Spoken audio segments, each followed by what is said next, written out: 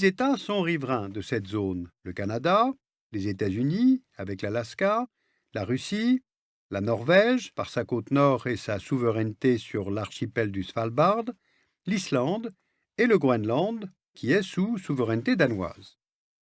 Leurs côtes sont baignées par l'océan glacial arctique, donc pas de continent au nord de l'hémisphère nord. Non, c'est un océan.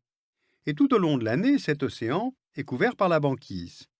Sur la carte que vous voyez ici, on voit l'extension de la banquise au mois d'août 2012, et puis voici maintenant cette même extension en 1980. Eh bien, depuis une vingtaine d'années, la banquise ne cesse de diminuer en épaisseur, en durée de présence, en superficie. Le groupe intergouvernemental sur l'évolution du climat, le GIEC, estime que lorsqu'on évoque une hausse des températures de 2 degrés sous nos latitudes tempérées, au pôle, le réchauffement serait de 4 à 5 degrés à l'horizon 2050. Eh bien, je crois qu'on ne mesure pas très bien les conséquences de ces quelques degrés de différence. Ce changement, il a d'ores et déjà entraîné plusieurs modifications.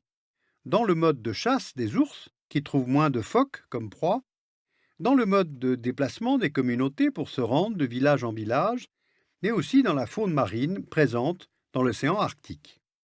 Et même dans la vision que l'on a de cette région arctique. On est passé d'une vision de désert de glace sanctuarisé puis d'exploration à une vision utilitariste. On le comprend, l'Arctique était un peu à la périphérie du monde, et bien cette région devient maintenant centrale.